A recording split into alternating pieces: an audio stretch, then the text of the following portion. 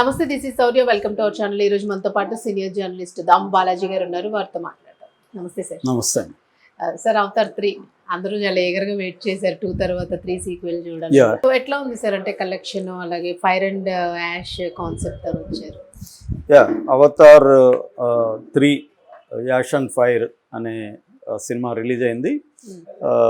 ఇది ఇప్పటికైతే కలెక్షన్స్ అంతా చాలా బాగున్నాయి. ఇప్పుడు ఇందాకే నేను బుక్ మై షోలో చూస్తే 14,000 గంటకి 14,000 టికెట్లు. మార్నింగ్ చూస్తే 24 అవర్స్కి 182,000 ఉన్నాయి. సో బాగా కలెక్షన్స్ ఉన్నాయి. ఇది దీనికోసం వెయిటింగ్ చాలా ఉంది. అయితే దీని రివ్యూ చెప్పుకునే ముందు అసలు అవతార్ అనే మొత్తం ఫ్రాంచైజ్ 5 సినిమాలు ఇవి. సో అంతకుముందు అసలు దీని కాన్సెప్ట్ ఏంటి, అవతార్ కాన్సెప్ట్ ఏంటి, బేసిక్గా అవతార్ని ఎలా అర్థం చేసుకోవాలి అనేది చెప్పి దాని తర్వాత ఈ సినిమా రివ్యూ చెప్తాను నేను. సో జేమ్స్ క్యామరూన్ అంతకుముందు కూడా ఆయన సీక్వెల్స్ తీయడం ఆయనకు అలవాటు. టెర్మినేటర్ 2 తీశాడు, ఏలియన్ 2 తీశాడు. అలాగా అవతార్ కూడా ఆయన 2009లో స్టార్ట్ చేసి ఇంకా తీస్తూనే ఉన్నాడు. ఇప్పుడు 2009 తర్వాత 2022 13 ఏళ్ళ గ్యాప్లో 2వ సినిమా తీశాడు. ఇప్పుడు 3 ఏళ్ళ గ్యాప్లోనే 3వ సినిమా తీశాడు. ఇంకా 4వది 5వది కూడా రాబోతుంది. అవతార్ సీక్వెన్స్లో మొత్తం 5 అనమాట.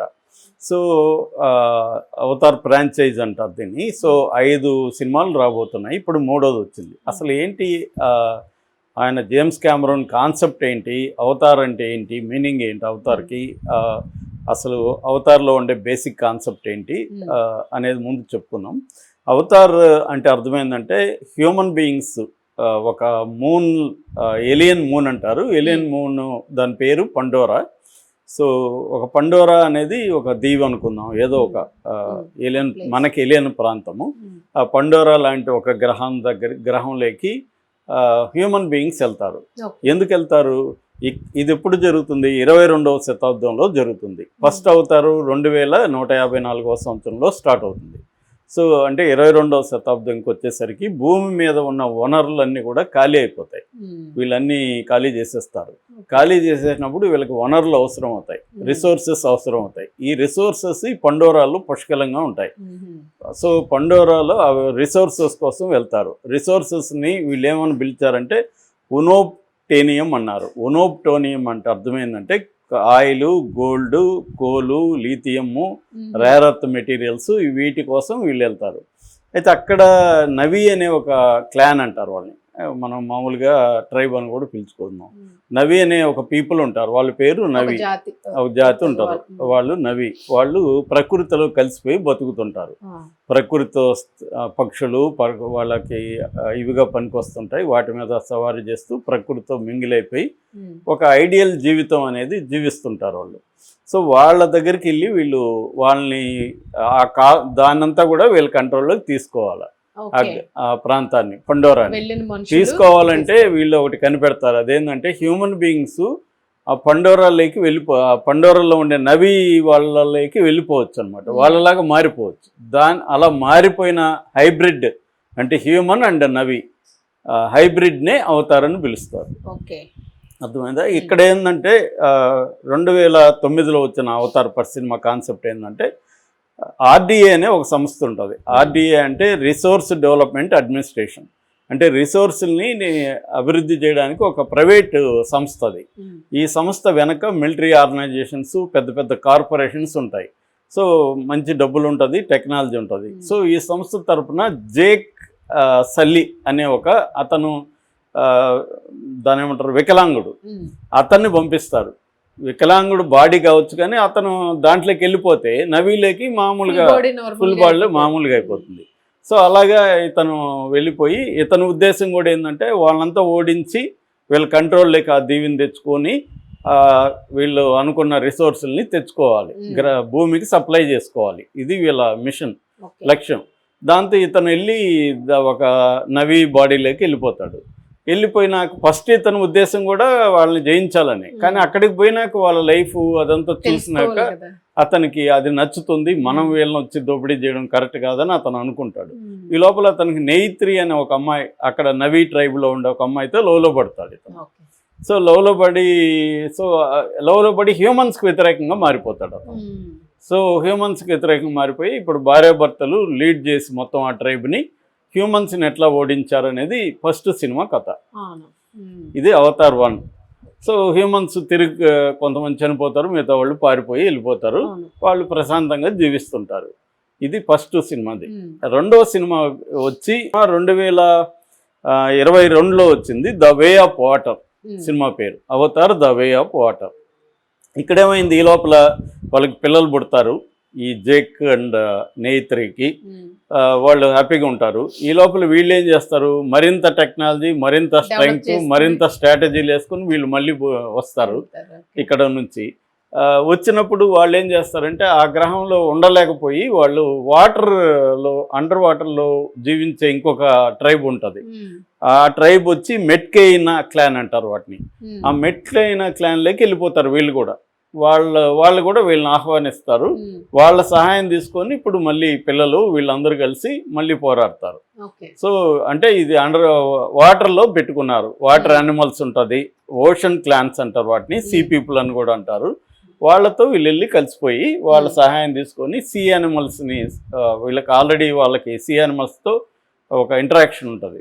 సో వీళ్ళు కలిసి మళ్ళీ వాళ్ళు ఏకమయ్యి మళ్ళీ పోరాడతారు. ఈ పోరాటంలో హ్యూమన్స్ కొంత నష్టపోతారు. అట్లాగే ఈ జేక్ అండ్ నేత్రి వాళ్ళ పిల్లలు ఉంటారు కదా, అందులో ఒక అబ్బాయి నెటేయం, అబ్బాయి పేరు నెటేయం అనే అబ్బాయి చనిపోతాడు ఆ యుద్ధంలో. సో కోల్పోతారు. మొత్తానికి వీళ్ళు మళ్ళీ తోక ముడిచి మళ్ళీ భూమికి వచ్చేస్తారు మిగిలిన వాళ్ళు. సో సెకండ్ దాంట్లో ఇప్పుడు థర్డ్ది యాష్ అండ్ ఫైర్. ఈ థర్డ్ది కాన్సెప్ట్ ఏంటంటే వీళ్ళు ఏమనుకుంటారంటే ఇంకెక్కడికి వెళ్ళేది వద్దు, ఇక్కడే పర్మనెంట్గా ఉందాం, ప్రశాంతంగా ఉందాం అని అనుకుంటారు. వాళ్ళు ఇప్పుడు మోర్నింగ్లో ఉంటుంది. మార్నింగ్ అంటే తన కొడుకు చనిపోయాడు కాబట్టి ఆ దుఃఖంలో ఉంటారు, మార్నింగ్ స్టేజ్ అంటారు కదా, ఆ పరిస్థితుల్లో ఉంటారు. వీళ్ళకి ఒక అడాప్టెడ్ సన్ కూడా ఉంటాడు ఇప్పుడు. అడాప్టెడ్ సన్ స్పైడర్ అబ్బాయి పేరు. ఆ అబ్బాయికి ఒక ప్రాబ్లం ఉంది, నేచురల్గా బ్రీతింగ్ చేయలేడు. రీబ్రీతర్ అనే ఒకటి ఉండాలి. ఆ రీబ్రీతర్ ఉన్నప్పుడే అది బ్రీత్ చేయగలడు. కాకపోతే ఇప్పుడు వీళ్ళు ఏమనుకుంటారు, జేక్ కానీ నేత్రి కానీ వాళ్ళ పిల్లలంతా కూడా హ్యాపీగా జీవిస్తుంటారు. అయితే వీళ్ళు ఇక్కడే ఉందాం అనుకుంటుంటారు. కానీ ఈ జేక్ ఉండే ఒక లక్షణం ఉంటుంది జేక్కి. జేక్ హ్యూమన్ బీయింగ్ కదా, మారాడు కదా, అతను పైగా సైనికుడిగా ఉన్నాడు, సోల్జర్గా ఉన్నాడు కదా. అతనికి ఏంటంటే వారికి నిరంతరం ప్రిపేర్ అవుతుంటాడు. అతనికి ఎక్కడో సైకాలజీలో మళ్ళీ వస్తారేమో వీళ్ళు అనేది యుద్ధానికి ప్రిపేర్ అవుతుంటాడు. అక్కడ వాళ్ళకి కొన్ని ఇవి దొరుకుతాయి, గన్స్ అట్లాంటివి. అది అక్కడున్న ఓషన్ ట్రైబ్కి నచ్చదు. సో వాళ్ళు వ్యతిరేకిస్తారు అది. That is one problem. Second problem, ఈ అబ్బాయి స్పైడర్కి రీబ్రీతర్ ఉండాలి కదా, దానికి బ్యాటరీ ఉండాలి. కానీ ఒకటే ఉంటుంది వాళ్ళకి, బ్యాకప్ బ్యాటరీ. సో అది అయిపోతే ఇప్పుడు ఆ అబ్బాయి చనిపోయే అవకాశం ఉంది. ఎవరు, ఆ స్పైడర్ అడాప్టెడ్ సన్. కాబట్టి ఖచ్చితంగా హ్యూమన్ బీయింగ్స్ లేక అతను వెళ్ళాలి, తెచ్చుకోవడానికి వెళ్ళాల్సి ఉంటుంది. అందుకని జేక్ ఏం చేస్తాడంటే మనం పైకి వెళ్దామని. ఇక్కడ ఇప్పుడు ఏమైంది, స్కైలో ఒక పీపుల్ ఉంటారు, స్కైలో జీవిస్తుంటారు వాళ్ళు. వాళ్ళని దాన్ని విండ్ ట్రేడర్స్ అంటారు వాళ్ళని. నొమాడిక్ ఎయిర్ బోర్న్ పీపుల్ అన్నమాట. అంటే గాల్లో విహరిస్తే ఒక పీపుల్ వాళ్ళు అక్కడ విండ్ ట్రేడర్స్ అని పిలుస్తారు వాళ్ళు. వాళ్ళతో కలుస్తారు వీళ్ళు వెళ్ళి. సో ఈ లోపల హ్యూమన్ బీయింగ్స్ వస్తారు. ఇక్కడ కొత్త పాయింట్ ఏంటంటే తాళ్ళలో ఇప్పటి వరకు నవీ పీపుల్ అందరూ మంచోళ్ళు, వాళ్ళందరూ యునైట్గా ఉంటారు. వాళ్ళందరూ సహజంగా ప్రకృతిని కాపాడుతూ తాము ప్రకృతిలో భాగమై ప్రకృతిలో ఉండే జంతువులు, యానిమల్స్, బర్డ్స్ అన్నిటితో మమైకమై ఉంటారు కదా. ఇప్పుడు యాష్ ట్రైబ్ అని ఒకటి వస్తుంది అక్కడ. Ash and fire volcanic tribe అది. ఈ ట్రైబ్ అనేవాళ్ళు కొంత బ్యాడ్ గైస్ వాళ్ళు. సో వాళ్ళల్లో వాళ్ళకి లీడర్ వచ్చి వరంగ్ అనే ఒక లేడీ, డాన్ అనుకోవచ్చు మనం, ఒక లేడీ ఉంటుంది. ఆమెకి దేవుడు, వీళ్ళకేందంటే దేవుడు కాదు కానీ ఐవార్ అనే ఒక శక్తి అనుకోవచ్చు, దాంతో వీళ్ళు ఐడెంటిఫై అవుతారు. ఎవరు, నవీ ట్రైబ్స్. ఈమె నవరంగ ఉంది కదా, వరంగ ఆవిడకి అవన్నీ లేవు. తనకి పవర్ కావాలని, ఆయుధాలు కావాలని, హ్యూమన్ బీయింగ్స్ నుంచి ఆయుధాలు కావాలని, ఇలాగా తనకి ఆ పవర్ మాంగరింగ్ అంటారు కదా, అట్లాంటిది ఒకటి ఉంటుంది అనమాట. ఆమె హ్యూమన్ బీయింగ్స్తో కుమ్మక్కైపోతుంది. ఆమె వాళ్ళ ట్రైబు కుమ్మక్కైపోయి వీళ్ళ మీద యుద్ధాన్ని మళ్ళీ స్టార్ట్ చేస్తారు. అంటే ఇక్కడ ఒక ద్రోహులే తయారయ్యారు, నవీ ట్రైబ్లోనే అవును. ఒక ద్రోహి బ్యాచ్ తయారయ్యారు అనుకోవచ్చు అనమాట. సో ఇప్పుడు ఇక్కడ దీనికి వచ్చి మైల్స్ క్వారిచ్ అనేవాడు మెయిన్ అనమాట. అతను కూడా ఇప్పుడు అవతార్గా మారిపోయాడు. మైల్స్ క్వారిచ్ వాళ్ళ కొడుకే ఇందాక స్పైడర్ అన్న గాలి తీసుకున్న అబ్బాయి వీళ్ళ కొడుకు, కానీ అడాప్ట్ వాళ్ళు చేసుకున్నారు, జేక్ అండ్ నెయ్త్రి చేసుకున్నారు. సో ఇప్పుడు ఈ వరంగ్ వీడు క్వారిచ్చి వీళ్ళ టీము ఇంకా మోడర్న్ వెపన్స్ టెక్నాలజీ అంతా వచ్చేసింది. సో వీళ్ళు కలిసి ఇప్పుడు మళ్ళీ నవీ ట్రైబుల్ని ఎట్లా పట్టుకోవడానికి ట్రై చేశారు, ఈ క్రమంలో వాళ్ళు ఎలా పోరాడాలి అనేది థర్డ్ పార్ట్. ఇది బేసిక్గా యాడ్ చేసుకుంటారు. ఫోర్త్ పార్ట్ ఏమో నవీ ట్రైబ్ భూమి మీదకి వస్తుంది, అది fourth part. Fifth part already భూమిలో ఉండే ఇవన్నీ కాన్ఫ్లిక్ట్ పెరిగిపోయి భూమిలో ఉండే వాళ్ళు మారాలి, లేకపోతే వినాశనం అయిపోవాలి అన్న కాన్ఫ్లిక్ట్ చివరిలో వస్తుంది. మన గ్రంథాల్లో ఏదుందో అవతారు బేసిక్ గా ఏంటంటే అండి, థీమ్ ఏంటంటే నేచర్ వర్సెస్ గ్రీడ్ అండి.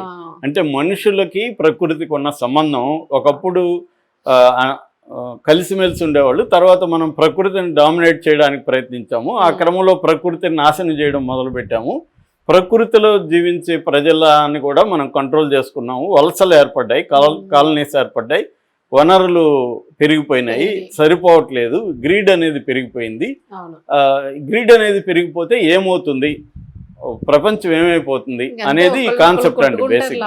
అందుకే దీన్ని విమర్శించాడు కూడా కొంతమంది. నా ఫేవరెట్ ఫిలాసఫర్ ఒక ఆయన ఉన్నారు, స్లవై జిజెక్, ఆయన నేను ఇంటర్వ్యూ కూడా చేశాను ఇక్కడికి వచ్చినప్పుడు. ఆయన దీని మీద ఒక వ్యాసం రాస్తాడు. ఆయన ఏం రాస్తాడంటే, ఇక్కడ భూమి మీద పనికిరాని ఒక అవిటి వ్యక్తి, అతని దేనికి భూమి మీద పనికిరాడు, అతను అక్కడ వీరుడు అయిపోయాడు, అతను ఆ జాతిని సేవ్ చేయాల. అంటే హ్యూమన్ బీయింగ్స్ వెళ్ళి వాళ్ళని సేవ్ చేయాలి, హ్యూమన్ బీయింగ్స్ వెళ్ళి వాళ్ళని నాశనం చేయాలి తప్ప వాళ్ళు కాపాడుకోలేరు అనేది కదా ఈ డైరెక్టర్ కాన్సెప్ట్. అంటే వేరే వాళ్ళని సేవ్ చేయాలన్నా, వాళ్ళని లొంగించుకోవాలన్నా మళ్ళీ హ్యూమన్ బీయింగ్సే కావాలి అన్న ఒక దురహంకార ధోరణి డైరెక్టర్లో ఉందనేది ఆయన విమర్శించాడు. రెండవది, మొత్తం మనం అందరూ కూడా ఈ సినిమాని ఎంజాయ్ చేస్తాం, కానీ ఇదే పని మావోయిస్టులు చేస్తున్నారు. అడవుల్లో ట్రైబల్స్ వాళ్ళందరూ కూడా అటవీ సంపదని కాపాడుతున్నారు, అటవీ ప్రకృతితో మమేకం అవుతున్నారు. కానీ మనం కార్పొరేట్ల గ్రీడ్ కోసం వాళ్ళని చంపుతున్నాం, వాళ్ళని ధ్వంసం చేస్తున్నాం, వాళ్ళ గ్రామాలను ధ్వంసం చేస్తున్నాం. ఇక్కడేమో మావోయిస్టులను చంపుతున్నారు, ఇక్కడేమో పండోరా నవీ వాళ్ళని చంపుతున్నారు, దాన్నేమో మనం నవీ ట్రైబ్ వైపు మనం ఉంటాము. ఇక్కడికి వచ్చేసరికి ఏమో రివర్స్లో మావోయిస్టులు చనిపోవాలి, ట్రైబల్స్ని తరిమి కొట్టాలి అన్న ధోరణితో మనం ఉంటున్నాము. కంపారేటివ్ ఇదే కదా జరుగుతుంది ఇక్కడ అనేది కూడా ఆయన రాశాడు అనమాట. అంటే ఇండియన్ మావోయిస్టుల గురించి కూడా ఆయన అప్పుడే ఎప్పుడు 2010లో రాశాడు ఆయన, ఇప్పుడు కాదు, అప్పుడే రాశాడు. అంటే ఇది వాస్తవం అండి. ఇవాళ ఏంటంటే కొన్ని కార్పొరేట్ సంస్థల గ్రీడ్ పెరిగిపోయి మొత్తం సంపద అంతా భూమిలోనివి భూమి పైనవి అన్ని సంపద అంతా వాళ్ళకి కైవసం చేసుకొని ప్రాఫిట్ కోసం ప్రకృతిని ఎలా ధ్వంసం చేస్తున్నారు, ప్రకృతిని కాపాడే కొంతమంది వాళ్ళు మావోయిస్టులు కావచ్చు, ట్రైబల్స్ కావచ్చు, ఇంకొకరు కావచ్చు, వాళ్ళని కూడా ఎలా కంట్రోల్ చేసి వాళ్ళని చంపి వాళ్ళని ధ్వంసం చేసి ఎలా చేస్తున్నారని చెప్పడానికి ఒక సింబాలిక్ ఒక ఫాంటసీ వరల్డ్ని తీసుకొని చేశారు ఇది కూడా. సో ప్రపంచవ్యాప్తంగా ఇది జరుగుతుంది, ఒకటే ఇక్కడే కాదు. ఇప్పుడు rare earth materials, critical minerals, వీటి కోసమే యుద్ధాలు ఇవన్నీ జరుగుతున్నాయి. ఆక్యుపై ఇప్పుడు ఫర్ ఎగ్జాంపుల్ వెనిజులాని ఆక్యుపై చేసుకోవడానికి ట్రంప్ వెనిజులాని చేసుకోవడం రీసెంట్గా, ఇజ్రాయెల్ అంతకు ముందుది అనుకోండి, ఇప్పుడు జరుగుతుంది ప్రజెంట్. ట్రంప్ మొత్తం సైన్యాన్ని అక్కడ మోహరించాడు. ఎందుకని? ఆయిల్లో అది నెంబర్ 1 ఉంది ప్రపంచంలోనే వెనిజులా. ఆయిల్ రిజర్వేషన్ అంతా కూడా తన వశం చేసుకోవడానికి ట్రంప్ ఆ దేశాన్ని నాశనం చేస్తున్నాడు. అలాగే మీరు అన్నట్టు ఇజ్రాయిల్ ఆ భూభాగాన్ని తమ వశం చేసుకోవడానికి 70,000 మందిని చంపేశారు ఇప్పటికీ, అందులో 30,000 మంది పిల్లలు ఉన్నారు. సో ఈ గ్రీడ్ ఫర్ మినరల్స్ కావచ్చు, రిసోర్సెస్ కావచ్చు, ఎట్లా మానవ జాతిని నాశనం చేస్తుంది అంటే, నువ్వు ఒక ప్రకృతి నాశనం చేస్తే నువ్వు కూడా నాశనం అయిపోతావు అనే కాన్సెప్ట్ అండి బేసిక్గా. ఇది 5 అవతారాల్లో ముందు తెలుసు కాబట్టి ఓవరాల్ కాన్సెప్ట్ ఏమంటే, నువ్వు ప్రకృతిని నాశనం చేస్తే నువ్వు కూడా నాశనం అయిపోతావు, ప్రకృతి బాగుంటేనే నువ్వు కూడా బాగుంటావు అన్నది ఫైనల్ మెసేజ్ ఆఫ్ అవతార్ మొత్తం సినిమాలో. మెసేజ్ అండి. ఓకే అది. రైట్ సార్, అంటే అర్థం అవుతుంది, అంటే ఫ్యూచర్ ఇంక ఇట్లా ఉంటది అన్నది ఒక ఐడియాలజీ వస్తుంది అవును, కానీ దీంట్లో ఏంటంటే వండర్ఫుల్ విజువల్స్ ఉన్నాయండి ఈ సినిమాలో. మనకి అసలు అంటే దాని ఏమంటారు, స్పెల్ బౌండ్ అయిపోతాం. అలా ఇలా చేయొచ్చా అన్న బిగ్ స్క్రీన్ మీద చూస్తే మాత్రం వండర్ఫుల్ విజువల్స్, మ్యూజిక్, ఒక ఎవరు ఊహించలేని ఒక ప్రపంచాన్ని ఆయన ఊహించగలిగాడు. ఎలా ఊహించాడు ఇవన్నీ అనేది అనిపిస్తుంది మనకి. ఒక అద్భుతంగా ఉంది. క్యారెక్టర్లు కానీ అన్ని ఎమోషనల్ ఇది కానీ ఫ్యామిలీ ఇంపార్టెన్స్ కూడా దీంట్లో చాలా గట్టిగా చెప్పారు. ఫ్యామిలీ ఎంత అవసరమో అనేది కూడా చెప్పారు. అట్లాగే కమ్యూనిటీ ఎంత అవసరం, మనం కలిసి జీవించడం ఎంత అవసరం అనేది కూడా చెప్పారు. అట్లాగే గ్రీడ్ వల్ల మనుషులు ఎలా అయిపోతారు, గ్రీడ్ వల్ల ఏమంటే ప్రకృతిలో హ్యాపీగా బతికే వాళ్ళని కూడా గ్రీడ్ ఇల్లి వాళ్ళని కూడా ఎలా కరప్ట్ చేసేస్తుంది. ఇక్కడ అంతే కదా, ట్రైబల్స్ కొంతమంది సాల్వజుడంలో చేరి మళ్ళీ ట్రైబల్స్నే చంపారు. తర్వాత డిఆర్జీలో చేరారు, డిస్ట్రిక్ట్ రిజర్వ్ గార్డ్స్లో. వీళ్ళ అంటే మన కన్నుని మన వేలుతో పొడిపించడం అన్న కాన్సెప్ట్ని వలసవాదులు ఎలా చేస్తారు అనేది కూడా ఉంది. అయితే దీంట్లో నెగిటివ్ పాయింట్ ఈ సినిమాలో ఏంటంటే చూసిందే చూసినట్టు ఉన్నాయి. అంటే 2 అవతారాల్లో వచ్చిన అనేక విజువల్స్, అదే పద్ధతి, అదే స్కీము, అదే ఫ్యామిలీ, అవి కొంత డిజావు ఫీలింగ్ అంటారు. డిజావు అంటే నేను ఆల్రెడీ అనుభవించాను ఈ అనుభవాన్ని, చూసేసాం అన్న ఫీలింగ్ మనకి కలుగుతుంది. అది వచ్చింది. కొన్ని కొత్తగా ఉన్నాయి, కొన్ని ఏమో ఆల్రెడీ ఇవన్నీ చూసాం కదా అనిపిస్తుంది. కొన్ని చోట్ల బోరు కూడా ఉంది, ఎందుకంటే 3 గంటల 17 నిమిషాల సినిమా ఇది. సో అట్లాంటి ఫీలింగ్ అయితే వచ్చింది. కానీ ఓవరాల్గా ఖచ్చితంగా చూడాల్సిన సినిమా, థియేటర్లోనే చూడాల్సిన సినిమా. సార్ మీరు అన్నట్టు ఆ స్పైడర్ అనే అబ్బాయి కొంచెం కీలకంగా ఉన్నట్టున్నాడు కదా, చాలా ఇంపార్టెంట్ దీంట్లో. ఈ సినిమాలో స్పైడరు, నేను చెప్పిన వరంగ్ అనే లేడీ, తర్వాత ఇంకొకడు మారిపోయి విలన్ ఉంటారు క్వారిచ్ అనేవాడు. వీళ్ళు ముగ్గురు చాలా ఇంపార్టెంట్ అండి ఈ సినిమాలో. అది. సో వీళ్ళు కూడా నెక్స్ట్ తర్వాత పిల్లలు యాడ్ అయ్యారు. మనకి ఫస్ట్ అండ్ సెకండ్ లో పిల్లలు లేరు, చిల్డ్రన్ లేరు కదా నవీ ట్రైబ్ లో. ఆ పిల్లలు వాళ్ళ పెద్దవాళ్ళు అయిపోవడం వల్ల వాళ్ళ ఆ జనరేషన్ అదంతా కూడా బాగుంటుంది. ఓకే ఓకే, మేబీ 4th ఇంకా బాగుండొచ్చు సార్, దీని ఎక్స్పెక్టేషన్. Thank you.